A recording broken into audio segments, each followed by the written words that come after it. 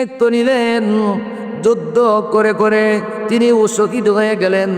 তারপর মুসলমানেরা আর একজনকে সেনাপতি দায়িত্ব দিলেন, তিনি খালেদ বিন ওলীদ। খালেদকে সাইফুল্লাহ বলে আল্লাহ তাআলা উপাধি দিয়েছেন। আমার ভাইরা বন্ধুরা, এইভাবে সাহাবায়ে কেরাম যুদ্ধের জন্য আমার ভাইরা নতুন বিবির প্রতি লক্ষ্য করে নাই, তার স্ত্রী ছেলে মেয়েদের প্রতি লক্ষ্য করে নাই।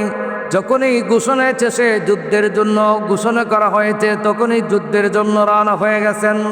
আমার ভাইরা বন্ধুরা, আল্লাহর হাবিব বলেন আল জিহাদু ইলা ইয়াউমিল কিয়ামাহ, কিয়ামত পর্যন্ত জিহাদ ফরজ, ক্ষেত্র বিশেষে জিহাদ করতে হবে।